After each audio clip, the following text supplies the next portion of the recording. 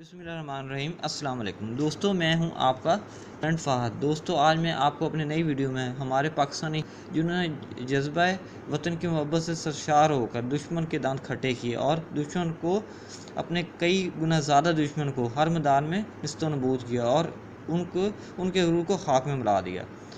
मैं उन बहादुर हीरोज़ जिनको निशान हैदर उनकी बहादुरी जुर्रत के एजाज़ में दिया गया, उनके वाक़यात और कारनामों के बारे में बताऊंगा। लेकिन आपको ये सब कुछ जानने से पहले आप मेरे चैनल को जल्दी से सब्सक्राइब कर दें और बेल आइकॉन को भी दबा दें, साथ ही वीडियो को लाइक और शेयर भी कर दें ताकि आपको मेरी नई आने वाली वीडियो का नोटिफिकेशन मिल जाए। दोस्तों, जिस पहले शहीद के बारे में उनके बारे में आपको बताने लगा हूँ, उनका नाम मेजर अजीज़ भट्टी शहीद है। मेजर अजीज़ भट्टी शहीद निशान हैदर 6 सितंबर 1965 को लाहौर में बरकी के मुकाम पर तैनात थे। वो BRB नहर के दूसरे किनारे बटालियन की क़यादत कर रहे थे। मेजर अजीज़ भट्टी वतन की मोहब्बत और उनके खातर कुर्बानी का जज्बा कूट कूट कर भरा हुआ था। दुश्मन ने नहर के उस पार रात के अंधेरे में इस मुकाम पर हमला कर दिया और भरपूर असला और फ़ौज के साथ हमलावर हुए। लेकिन मेजर अजीज़ भट्टी इस हमले के लिए पहले से तैयार थे। उन्होंने दुश्मन के इस हमले के जवाब में भरपूर हिकमत अमली के साथ वार किया और दिन रात दुश्मन के हमले का जवाब में भरपूर मुकाबला किया। दुश्मन के साथ ये लड़ाई करते हुए 5 से 6 दिन हो चुके थे और दुश्मन बहुत ज़्यादा थक कर चूर हो चुका था। 11 सितंबर 1965 को दुश्मन ने और ज़्यादा फ़ौज और टैंकों के साथ दोबारा खुलकर हमला किया और लड़ते लड़ते नहर के इस पार आ गए जहां मेजर राजा अजीज़ भट्टी और उनके जवान तैनात थे। उन्होंने न सिर्फ दुश्मन का मुकाबला किया और उनको लड़ते लड़ते पीछे धकेल दिया और उनके टैंकों को मुकम्मल तौर पर तबाह बर्बाद कर दिया और उस वक्त तक लड़ते रहे जब तक दुश्मन इस नहर के किनारे से पीछे ना चला गया था। इस लड़ाई में दुश्मन के कई सैकड़ों जवान वासल जहन्नम हुए और पाकिस्तान के सिर्फ 11 जवानों ने यमन शहादत नोश किया। 12 सितंबर 1965 को मेजर अजीज़ भट्टी सुबह सवेरे उठे, नमाज़ पढ़ी और बाहर निकलकर दुश्मन की चहलकदमी का जायज़ा लेने लग गए। इसी असना में दुश्मन ने कई टैंक उनकी तरफ तेज़ी से आ रहे थे। उन्होंने जल्दी से तोपखाने का मुँह दुश्मन के टैंकों की तरफ किया और उन टैंकों को तबाह बर्बाद करके रख दिया। इसी दौरान दुश्मन के कई गोले आपके आगे आके गिरे, लेकिन आप महफूज रहे। लेकिन दूसरी दफ़ा अचानक दुश्मन ने एक टैंक से एक गोला फायर किया इसका आप बिल्कुल अंदाज़ा नहीं लगा सके और ये गोला मेजर अजीज़ भट्टी के सीने पर जाकर लगा और वो दूर जा गिरे। इसी लम्हे वो इसी गोले की वजह से शहीद हो गए। राशिद मिन्हाज शहीद। राशिद मिन्हाज एक नहायत निडर, बहादुर और वतन से बहुत ज़्यादा प्यार करते थे और एक वतन की ये मोहब्बत से सरशार पायलट थे। एक दिन राशिद मिन्हाज अपने फ़्लाइट के लिए अपने जहाज़ में बैठने के लिए जा रहे थे कि अचानक रनवे पर एक कार नमूदार हुई। इस कार में इनका इंस्ट्रक्टर मतीउर रहमान था जिसका ताल्लुक़ बांग्लादेश से था। उसने उन्हें जहाज़ में बैठ से रोक दिया और उनसे कुछ देर बात करने लगा। उनसे कुछ देर बात करने के बाद वो उनके जहाज़ में सवार हो गया। अभी जहाज़ आधे रास्ते में ही था कि इंस्पेक्टर मतीउर रहमान ने इनसे गद्दारी की और इनके सर पर पीछे से ज़रब लगा दी। इसी वक्त वो इसी ज़रब की वजह से बेहोश हो गए।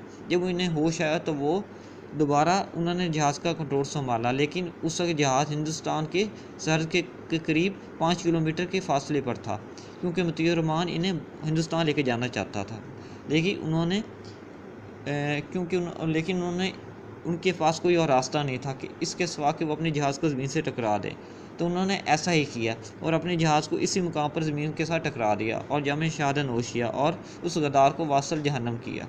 बाद में राशिद मिन्हाज उसी दौर के जनरल याह्या खान ने इन्हें निशान हैदर अता किया और अब ये जगह शहीद डेरा कहलाती है। कैप्टन मोहम्मद सब्र शहीद निशान हैदर। कैप्टन मोहम्मद सब्र शहीद 1948 को पंजाब रेजिमेंट में कमांडिंग ऑफिसर के तैनात हुए। इस रेजिमेंट को दुश्मन के इस इलाके को दुश्मन ने कब्जा में कर रखा था, इसलिए इस रेजिमेंट को बनाया गया था।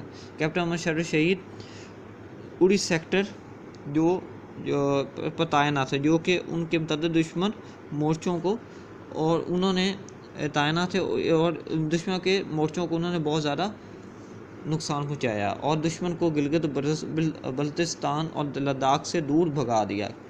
उन्होंने जज्बा बहादुरी और वतन की मोहब्बत से सरशार होकर उन्होंने दुश्मन के मोर्चों पर खूब गोलाबारी की और फायरिंग की, और जिससे दुश्मन को पीछे धकेलते रहे। और इसी वजह से इनके साथ देखते देखते इनके देखते देखते इनके साथी देखते देखते इनके साथी शहीद होना शुरू हुए। उनका साथी गन्नर भी एक गोले का निशाना बन गया और शहीद हो गया, और एक गन की गोली आपको भी लगी, लेकिन ज़ख्मी होने के बावजूद आपने इंडिया के मोर्चों पर पेशकदमी को जारी रखा और अपने सामने और आप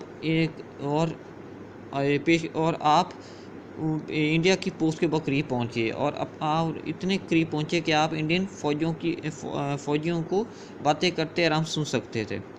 इसी दौरान आपने कई फ़ौजियों को वासल जहन्नम किया। उन्हें बहुत ज़्यादा ज़ख्म भी है, लेकिन उन्होंने अपने ज़ख्मों की परवाह नहीं की और अपनी पेशकदमी दुश्मन के अगले मोर्चों को जारी रखी। और जब आप दुश्मन के मोर्चों के 50 गज़ के फासले पहुँच गए तो दुश्मन ने अपनी मोर्चे को खारदा तारों से कवर कर रखा था। आपने इन तारों को मशीन के ज़रिए काटना शुरू कर दिया कि अचानक एक दुश्मन ने मशीन गन के ज़रिए एक गोली फायर की, जो सीधी आपके सीने में जाकर लगी। और वतन का ये सबूत, जज्बा कुर्बानी से सरशार, हिम्मत बहादुरी का पैकर, इसी गोली की वजह से वतन पर शहीद होंगे।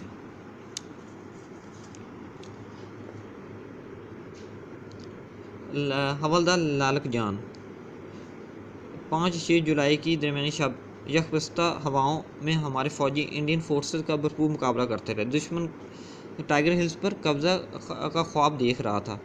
इसी बिना पर हिंदुस्तान ने हमारे फ़ौजियों पर खूब गोलाबारी की और फायर कर रहा था। हमारे फ़ौजी जवान भी उनकी गोलाबारी और फायरिंग में आ रहे थे। इसी हालात में दुश्मन की इस कार्रवाई को जवाब देने के लिए नॉर्दर्न लाइन रेजिमेंट बनाई गई। तो इस रेजिमेंट में शामिल हवलदार लालक जान ने भी इस फ्रीज़े की अदायगी में भरपूर हिस्सा लिया और दुश्मन को खूब जानी और माली नुकसान पहुंचाया। हवलदार लालक जान अपने साथियों के साथ इंडियन फोर्सेस पर भरपूर हमलावर हुआ, और लालक जान ने जो साथी गोलियों का निशार होते, वो अपने अफसरों के हुक्म के मुताबिक पीछे जाते गए, जबकि लालक जान ने ऐसा नहीं किया और कहा कि मैं इन हालात से पीछे नहीं भागूंगा, बल्कि दुश्मन का भरपूर मुकाबला करूंगा। हमें हमारे साथियों को ज़रबे लगाई, मैं ऐसे ही जवाब दूंगा।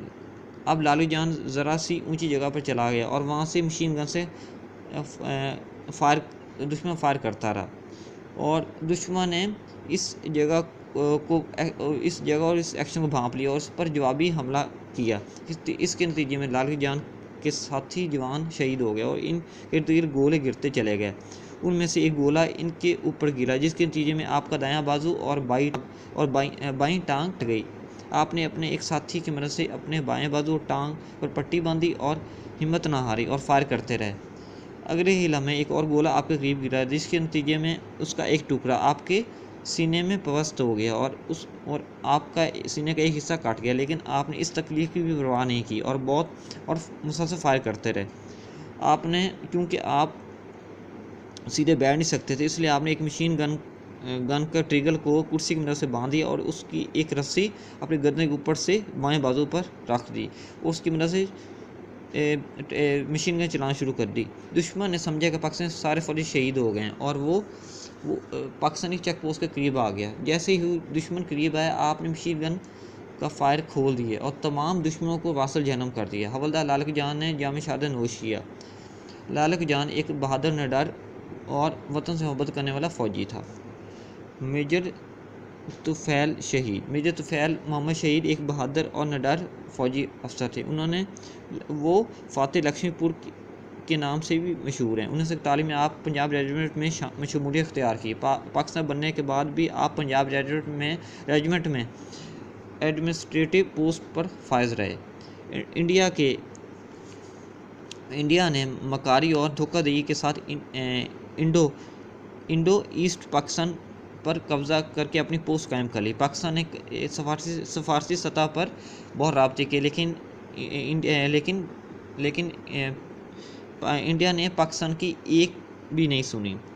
और इसी वजह से पाकिस्तान के बाद ईस्ट पाकिस्तान के हिस्सा था और पाकिस्तान के हिस्से में आना था, लेकिन इंडिया ने इसके लिए कोई रिस्पॉन्स नहीं दिया। चुनाचे पाकिस्तान ने इंडिया के इस इक़दाम के बदले में इन पर हमला करने का मंसूबा बना लिया और मेजर तुफ़ैल मोहम्मद इस कमेटी के ऑफिसर बने।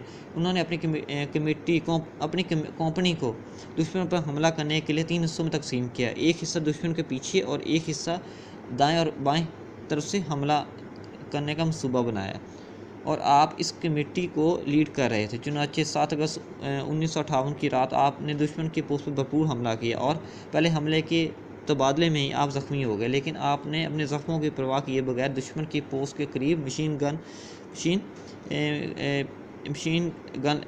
फायर की और पेशकदमी करते रहे। दुश्मन की पोस्ट आप 15 गज के फासले पर पहुंच गए। आपने देखा कि दुश्मन बंकर मशीन गन का और देखा कि दुश्मन ने बंकर से मशीन गन का इन्फेक्टेड फायर आपकी तरफ किया, लेकिन आपने अपनी जान की परवाह किए बगैर एक दस्ती बम से इस बंकर में मौजूद भारतीय मशीनर को वासल जहन्नम किया। जब पाकिस्तानी फ़ौज ने दुश्मन पर हमला किया तो दुश्मन बुखला गया और चेक पोस्ट छोड़कर भाग गया। इसी झड़प के नतीजे में लक्ष्मीपुर दुश्मन के 3 फौजी मारे गए और 3 को कैदी बना लिया गया। लक्ष्मीपुर वो इलाके को आज़ाद करा लिया गया और आप इन्हीं ज़ख्मों से की वजह से खून ज़्यादा बह जाने की वजह से आपने जाम शहादत नोश किया। मेजर शबीर शरीफ शहीद। मेजर शबीर शरीफ 3 जून 1971 को जब दुश्मन ने मगरबी पाकिस्तान पर हमला किया तो उन्होंने सुलेमान की सेक्टर पर बंद पर कब्ज़ा करके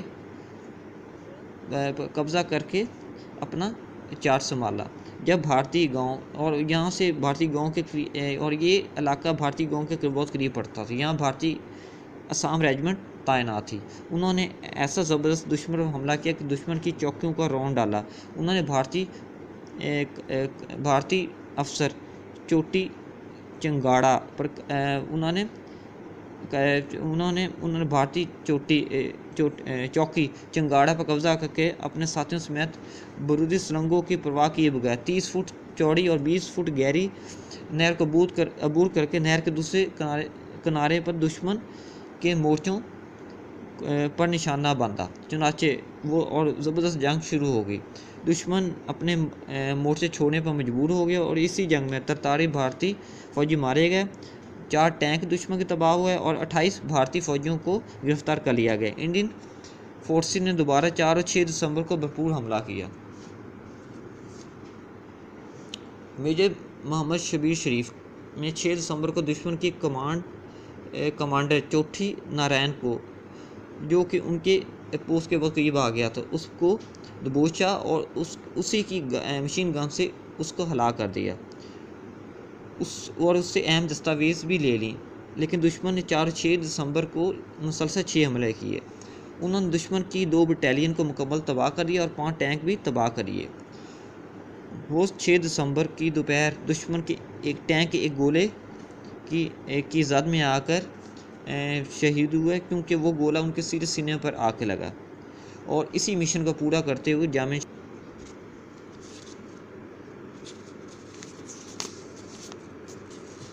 मेजर ज़िया अब्बासी शहीद।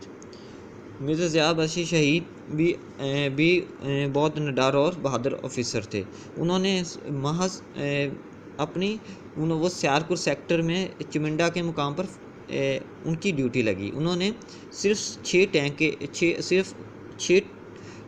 टैंकों की मदद से अपने 5 गुना दुश्मन को शिकस्त फाश दी।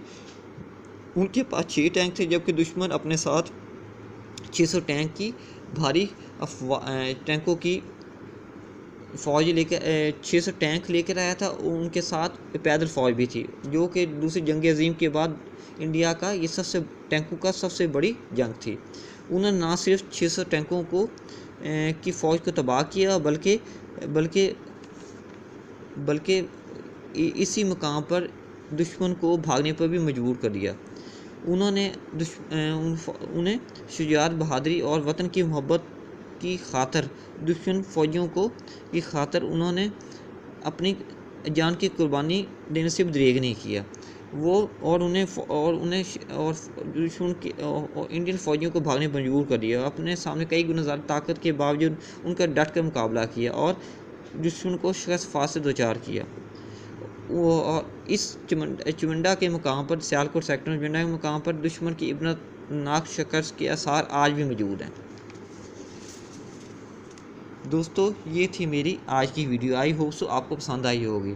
अगर दोस्तों मेरी आज की ये वीडियो आपको पसंद आई हो तो कमेंट बॉक्स में अपनी कीमती राय से ज़रूर आगाह कीजिएगा और अपना और अपने घर वालों का बहुत ज़्यादा ख्याल रखिएगा। मुझे भी अपनी कीमती दुआओं में याद रखिएगा। आइंदा किसी नई और लेटेस्ट वीडियो के साथ हाज़िर होऊंगा। अब इजाज़त दीजिए। अल्लाह निगहबान और पाकिस्तान जिंदाबाद।